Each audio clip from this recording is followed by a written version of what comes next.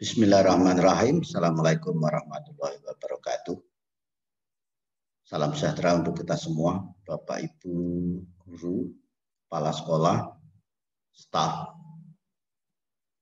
tata usaha, atau pendidik dan tenaga kependidikan, dimanapun saja berada, baik jenjang PAUD, TK, SD, SMP, SMA, SMK, SLB, MI, RA, MTS, MA, dan MAK, dimanapun saja berada. Puji syukur marilah kita panjatkan kehadirat Allah Tuhan Yang Maha Kuasa karena atas perkenannya, sehingga kali ini kita dapat berjumpa kembali dengan saya, Dalyono dari LPMP Provinsi Kalimantan Timur. Perkenankan saat ini saya akan menyampaikan atau mensosialisasikan terkait dengan persiapan dan pelaksanaan vaksinasi COVID-19 bagi pendidik dan tenaga kependidikan di semua jenjang sekolah yang insya Allah akan dilaksanakan secara bertahap. Nah, untuk menyingkat waktu, perkenankan saya share screen ya Bapak Ibu, mudah-mudahan menjadi jelas apa yang perlu dipersiapkan dan bagaimana keamanan, kehalalan, dan manfaat daripada vaksin COVID-19 ini. Sehingga nanti Bapak Ibu tidak ragu, tidak lagi bertanya-tanya terkait dengan pelaksanaan vaksinasi COVID-19 ini. Sekali lagi izinkan saya share screen Bapak Ibu.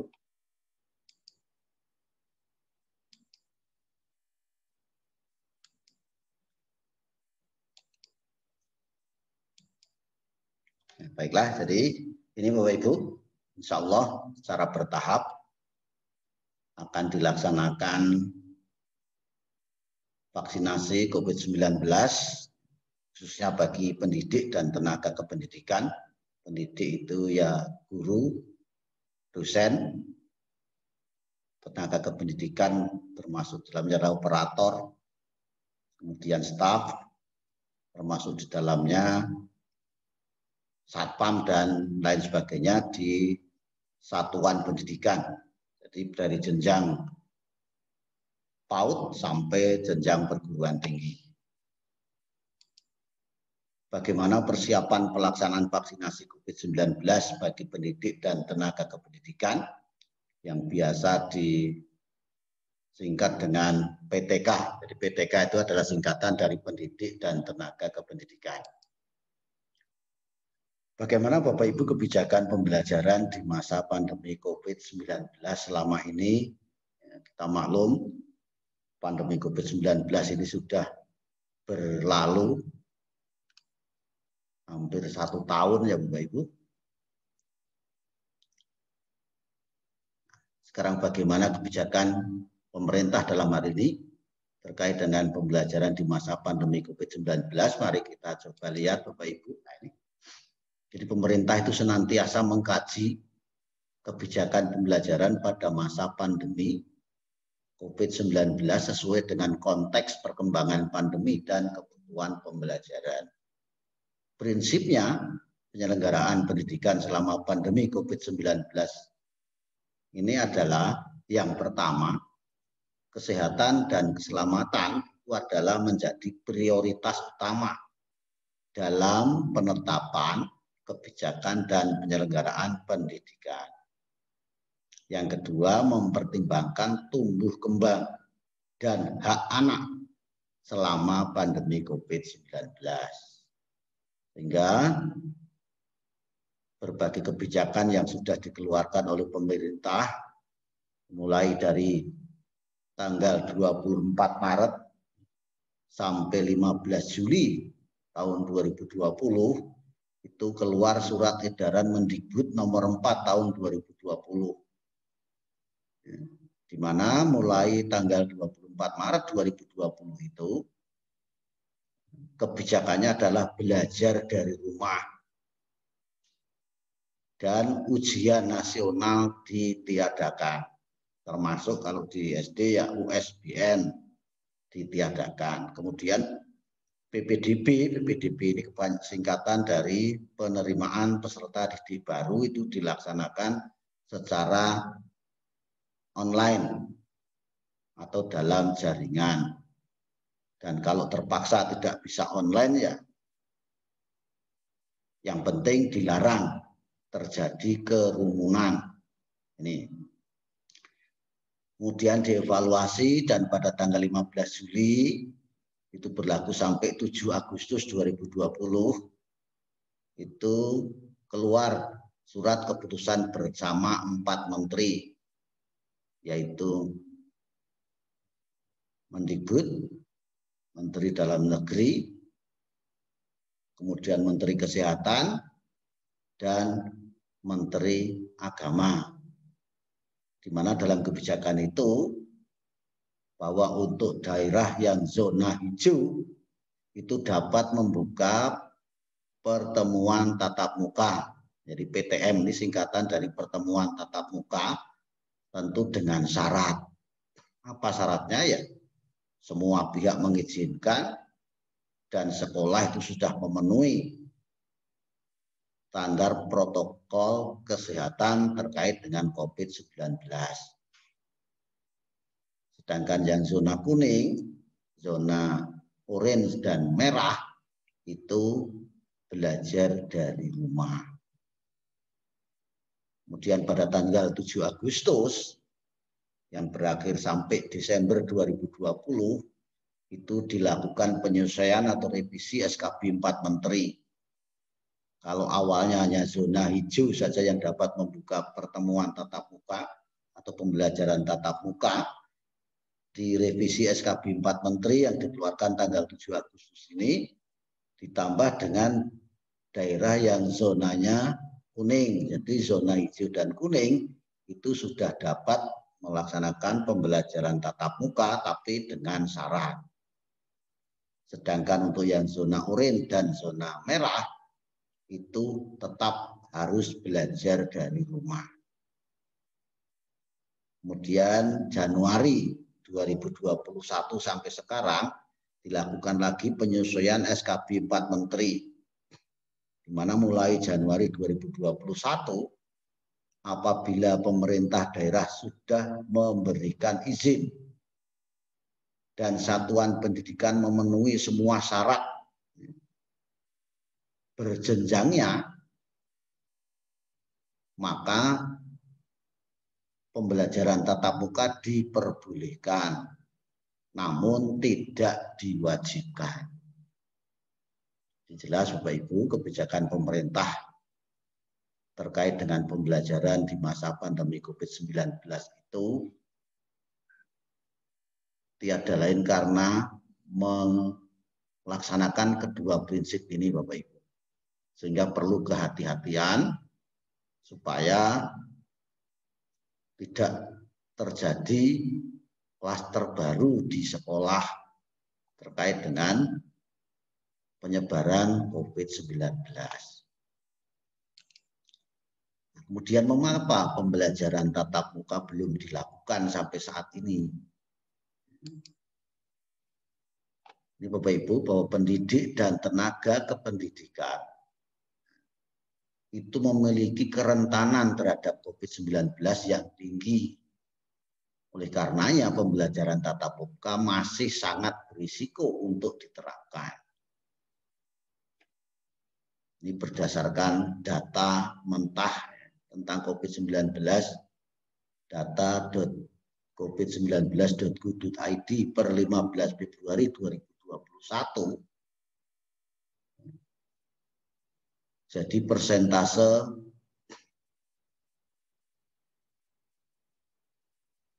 orang-orang yang atau penduduk yang tertular dengan COVID-19 ini untuk usia 0 sampai 2 tahun itu sebesar 1,19%.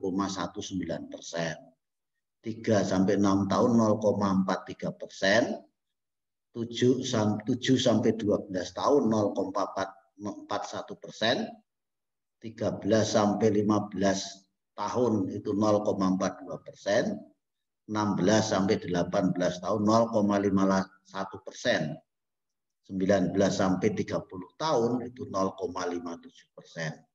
Ini yang paling besar, paling rentan, paling berisiko Bapak Ibu, yaitu usia 31 sampai 45 1,30%, 46 sampai 59 tahun itu 4 sampai 4,6%.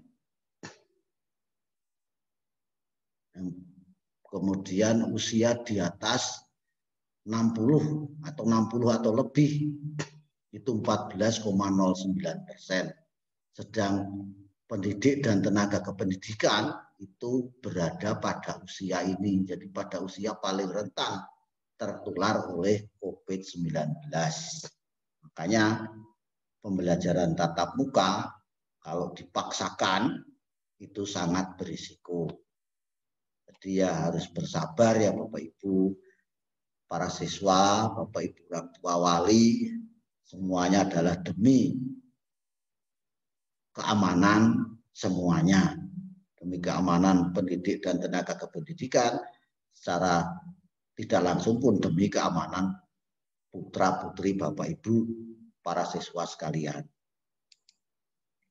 Bagaimana pelaksanaan pembelajaran di satuan pendidikan saat ini? Ini Bapak Ibu, sampai dengan saat ini mayoritas pendidikan masih memilih untuk melaksanakan pembelajaran dari rumah. Ini perbandingan persentase yang melakukan pembelajaran tatap muka dan pembelajaran dari rumah.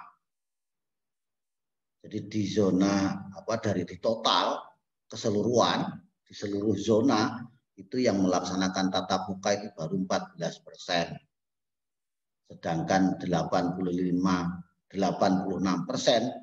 masih melaksanakan pembelajaran dari rumah atau belajar dari rumah. Kalau kita lihat per zona, di zona hijau itu 56% sudah melaksanakan tatap muka, 44% masih BDR atau belajar dari rumah. Di zona kuning 28% tatap muka, 72% belajar dari rumah. Di zona oranye itu 12% tatap muka, 88% itu masih belajar dari rumah. Sedangkan di zona merah itu ada 1% yang sudah melaksanakan tatap muka. Sedangkan 99% masih belajar dari rumah. Nah, bagaimana peserta didik melakukan belajar dari rumah itu?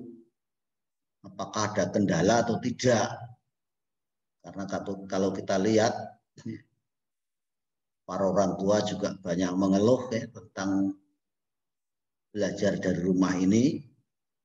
Nah, tentu semua ada hikmahnya. Setidaknya Bapak Ibu selaku orang tua itu bisa merasakan betapa tidak mudahnya guru melakukan pembelajaran di sekolah itu. Karena Bapak Ibu mengajari putra-putrinya yang 1 atau 2 orang saja setengah mati. Apalagi Bapak Ibu guru di sekolah itu mengajari minimal 20 peserta didik Bapak Ibu. Bisa Bapak Ibu bayangkan. Di sini dikatakan bahwa sebagian besar peserta didik ternyata terkendala dalam melakukan pembelajaran dari rumah itu. Di mana yang terkendala itu sebesar 71% Bapak Ibu. Jadi 71% peserta didik itu terkendala dalam belajar dari rumah. Otomatis hanya 29% yang tidak terkendala. Apa saja kendalanya? Di antaranya yang paling besar adalah sulit konsentrasi, juga keterbatasan jaringan internet. Ini paling tinggi adalah sulit berkonsentrasi, keterbatasan jaringan, kemudian kurang bersemangat, sulit berkomunikasi dengan guru. Ada lagi yang belum mampu mengoptimalkan media. Bahkan ada yang tidak memiliki perangkat TIK. Ini Bapak Ibu, kendala-kendala yang dialami oleh peserta didik selama belajar dari rumah itu. Nah, bagaimana pelaksanaan vaksinasi bagi pendidik dan tenaga kependidikan yang akan dilaksanakan? Ini Bapak Ibu, bahwa vaksinasi COVID-19 terhadap pendidik dan tenaga kependidikan itu menjadi prioritas negara dalam upaya untuk akselerasi atau percepatan pembelajaran tatap muka. Artinya apa? Supaya pembelajaran tatap muka itu bisa cepat dilaksanakan, maka diprioritaskan oleh negara untuk pendidik dan tenaga kependidikan itu dilakukan vaksinasi. Sasaran vaksinasi itu mencakup pendidik, misalnya guru, dosen, dan lain-lain yang melakukan bertindak sebagai pendidik. Kemudian yang kedua, tenaga kependidikan. Ini meliputi operator sekolah, cleaning service, pegawai TU, satpam, dan lain-lain.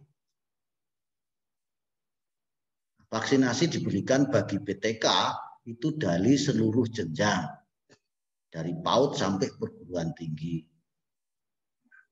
Baik di satuan pendidikan atau di sekolah negeri, perguruan tinggi negeri maupun swasta. Baik pendidikan formal maupun non-formal, termasuk pendidikan keagamaan.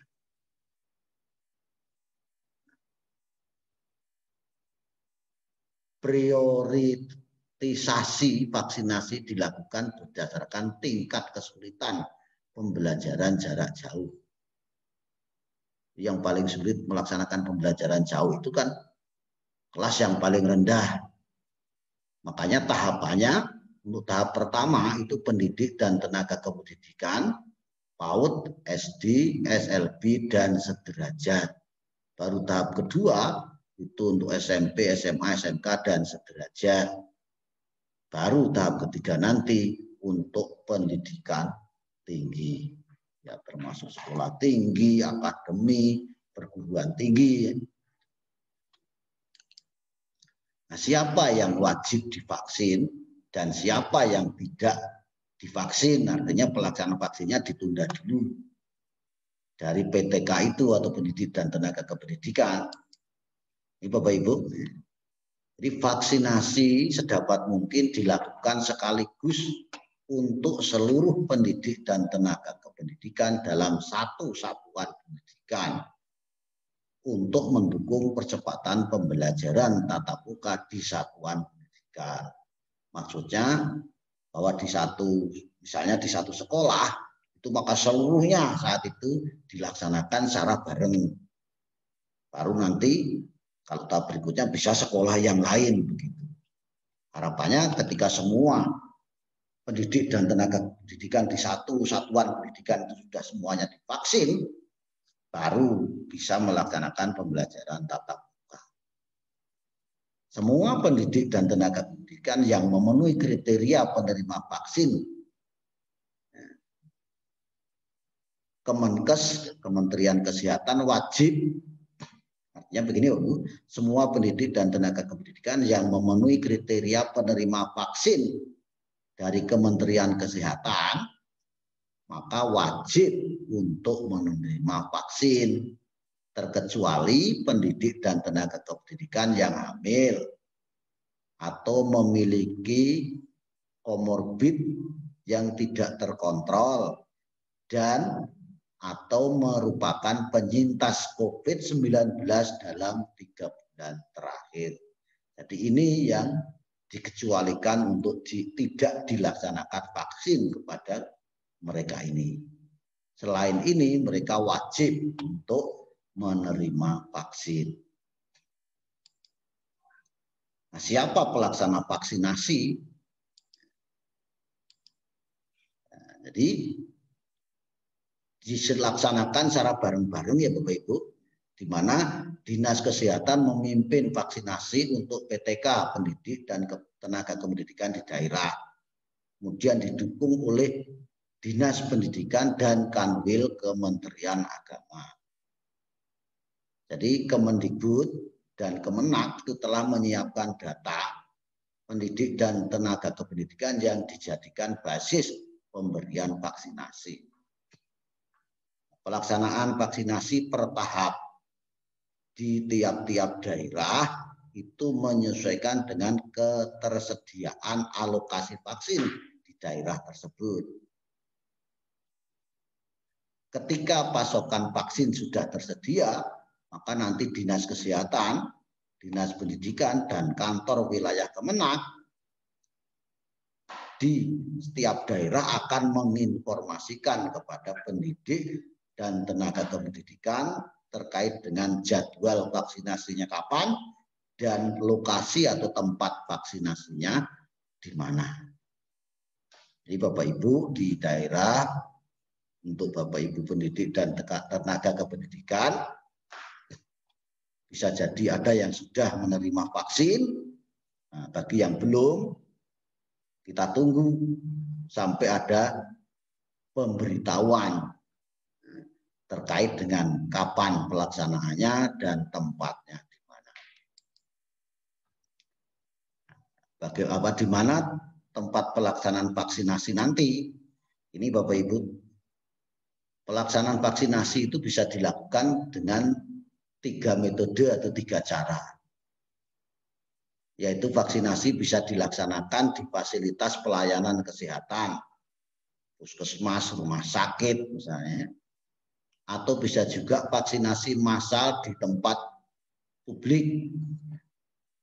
Bisa juga vaksinasi bergerak di lokasi strategis.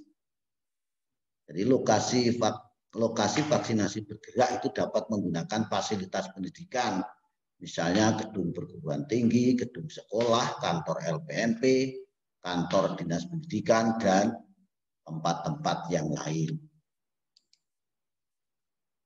Apa yang perlu dibawa oleh Bapak Ibu guru, Bapak Ibu dosen, Bapak Ibu pendidik, dan Bapak Ibu tenaga kependidikan ketika nanti sudah ada pemberitahuan waktu dan tempat pelaksanaan vaksinasi, maka Bapak Ibu harus membawa, ini Bapak Ibu, kartu identitas diri bagi pendidik dan tenaga kependidikan yang sudah terdaftar. Kartu identitas diri itu ya bisa KTP, bisa SIM Bapak Ibu ya, bisa karpet ya. Nah kemudian bagi pendidik dan tenaga kependidikan yang belum terdaftar, maka membawa surat pernyataan dari pimpinan satuan pendidikan. Di mana surat pernyataan itu merupakan surat pertanggungjawaban mutlak dari pimpinan satuan pendidikan yang menyatakan bahwa PTK tersebut adalah benar PTK di satuan pendidikannya. Nah, contoh surat pernyataan itu akan dicantumkan dalam surat edaran. Kapan waktu pelaksanaan vaksinasi?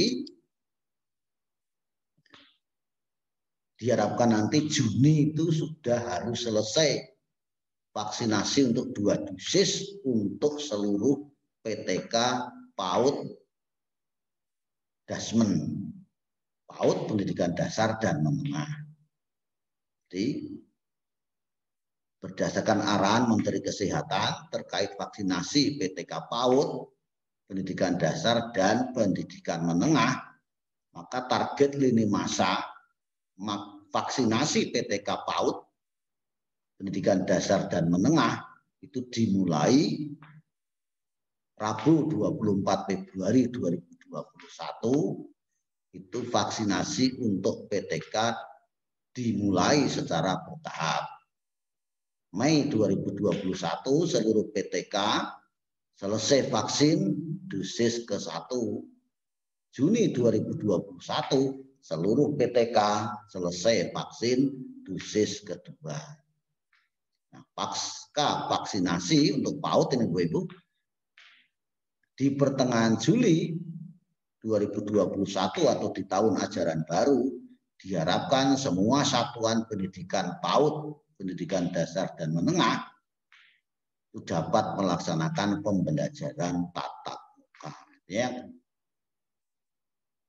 Satuan pendidikan yang PTK-nya sudah menerima dosis vaksin ke-1 dan kedua, itu sudah bisa melaksanakan pembelajaran tatap muka.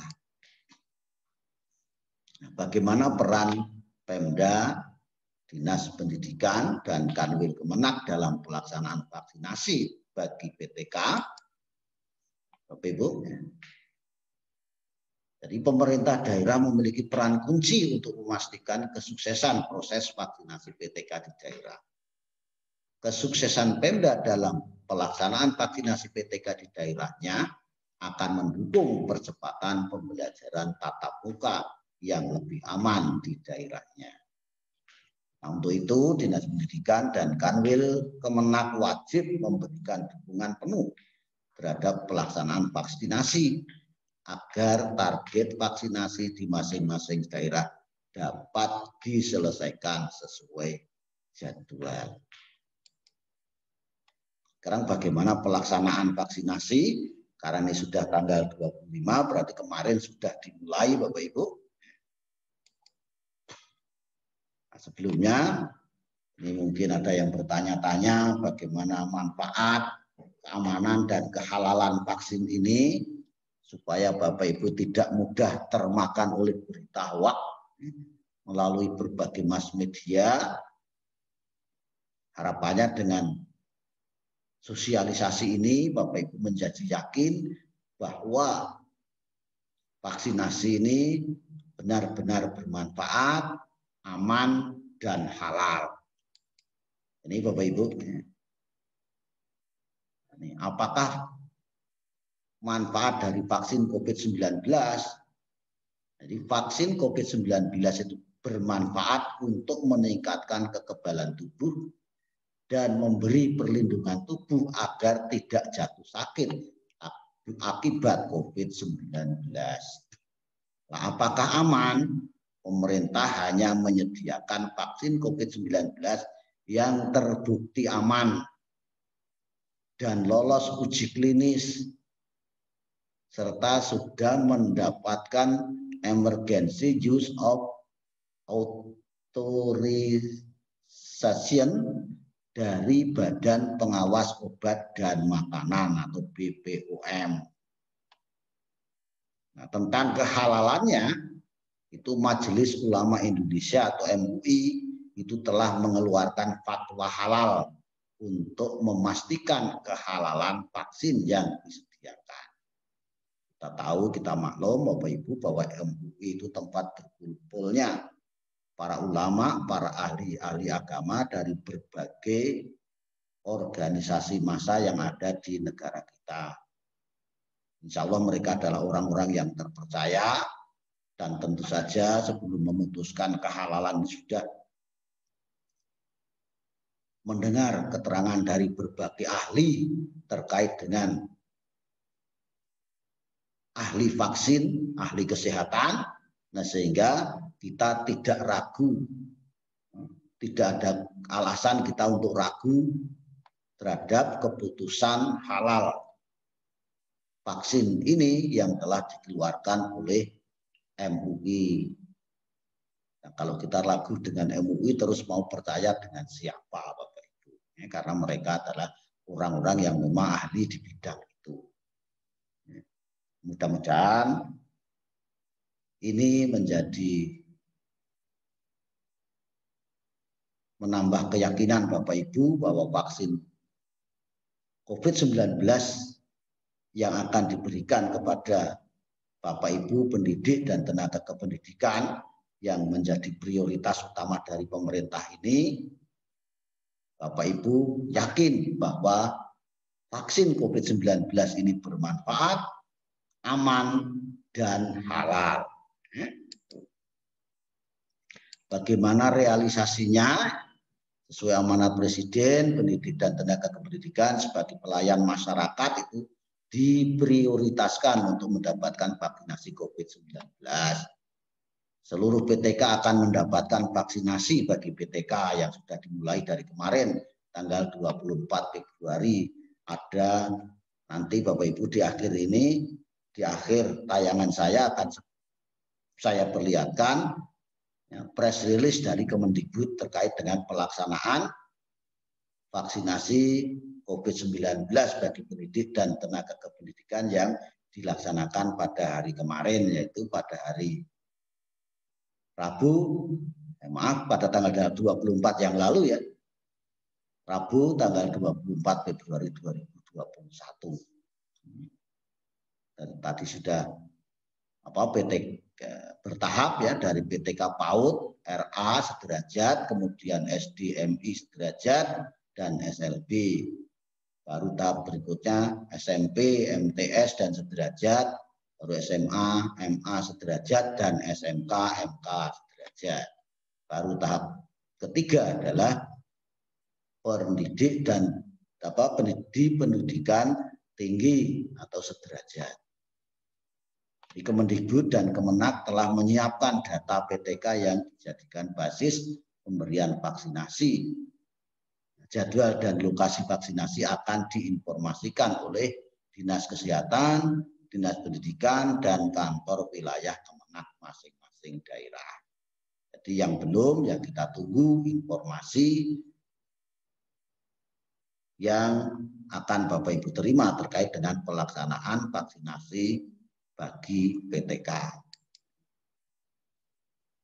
PTK yang terdaftar, tadi sudah saya sampaikan, cukup membawa identitas diri ke lokasi vaksinasi yang ditentukan. Jika belum terdaftar, dapat menyertakan surat pernyataan dari pimpinan. Kementerian Kesehatan berkoordinasi dengan pemerintah daerah untuk menghadirkan layanan vaksinasi yang paling memudahkan bagi seluruh PTK. Informasi lebih lanjut akan dikomunikasikan segera. Insyaallah Indonesia Pulih sesuai dengan semboyan dari Kemendikbud adalah Merdeka Belajar.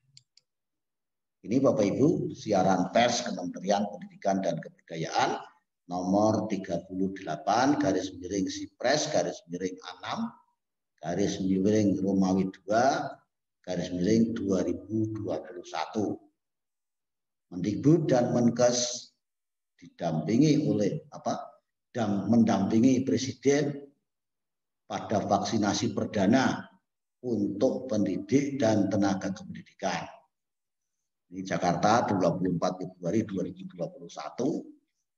Presiden Republik Indonesia didampingi Menteri Pendidikan dan Kebudayaan dan Menteri Kesehatan secara langsung menyaksikan pemberian vaksin perdana coronavirus disease 2019 atau yang disingkat dengan COVID-19 kepada 650 pendidik dan tenaga kependidikan yang disingkat PTK serta perwakilan asosiasi guru.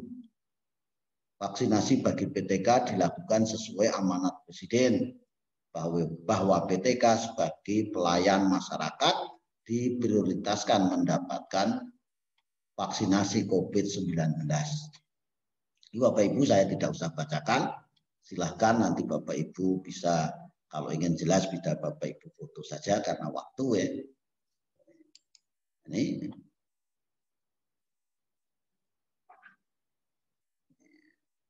dimulai dari PAUD, SD, dan SLB. Ini ada perwakilan guru SMA 6, Bapak Abdul Latif, menuturkan antusiasnya sebagai penerima vaksin, menyatakan saya senang dan saya yakin vaksinasi ini bermanfaat, ini bagus untuk menekan angka penularan COVID-19 supaya pendidikan dan perekonomian kembali berjalan normal. Nah, ini juga beberapa testimoni dari beberapa PTK yang lain, Bapak Ibu ya. Selain para guru, vaksinasi kemarin juga diikuti dari beberapa perwakilan, ada dari PGRI, ada dari IGI, ada dari FSGI, ada Persatuan Guru NU, Forum Guru Muhammadiyah, Majelis Pendidikan Kristen di Indonesia, ada Majelis Nasional Pendidikan Katolik, Persatuan Guru Swasta Indonesia atau PGSI, ada Asosiasi Guru Seni Budaya Indonesia, dan Asosiasi Profesi Guru lainnya. Ini silakan nanti Bapak Ibu baca sendiri ya. Nah, ini dikeluarkan oleh Biro Kerjasama dan Hubungan Masyarakat Kementerian Pendidikan dan Kebudayaan. Bapak bisa dilihat di laman www.kemdikbud.go.id. Kalau Twitternya ini Bapak Ibu, Instagram, Facebook, YouTube. Nah, pertanyaan dan pengaduan ini ada ini ULT Kemdikbud ya Bapak Ibu, ult.kemdikbud.go.id. Nah, Indonesia Pulih, Merdeka Belajar. Nah, kiranya ini yang dapat kami sampaikan Bapak Ibu. Jangan lupa subscribe-nya. Nah, yang sudah subscribe, like, dan share, terima kasih. Yang belum, ditunggu.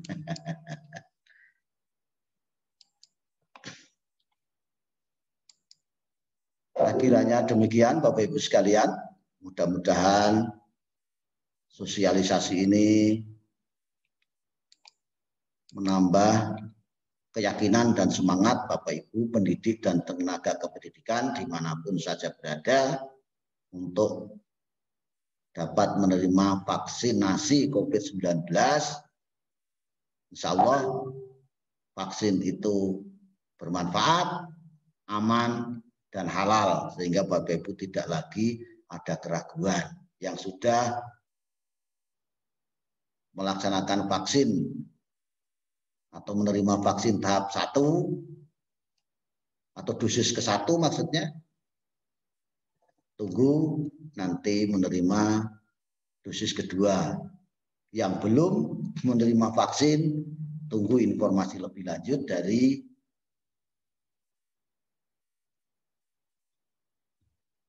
Dinas Pendidikan atau Kemenak, Kanwil Kemenak setempat, kapan akan dilaksanakan dan di mana tempatnya. Jangan lupa bahwa identitas untuk dapat menerima vaksin. Kalau yang belum terdaftar, itu yang sudah terdaftar bawa kartu identitas, yang belum terdaftar bawa surat pernyataan dari Kepala Satuan Pendidikannya. Kiranya demikian, sekali lagi mohon maaf atas segala kesalahan dan kekhilafan, namun tetap berharap mudah-mudahan sosialisasi ini bermanfaat. Mudah-mudahan COVID-19 segera berakhir sehingga aktivitas pendidikan dan aktivitas yang lain dapat kembali normal sebagaimana sebelumnya. Amin, amin ya rabbal alamin. Saya akhiri, billahi taufik wal hidayah. Assalamualaikum warahmatullahi wabarakatuh. Salam sejahtera untuk kita semuanya. Terima kasih.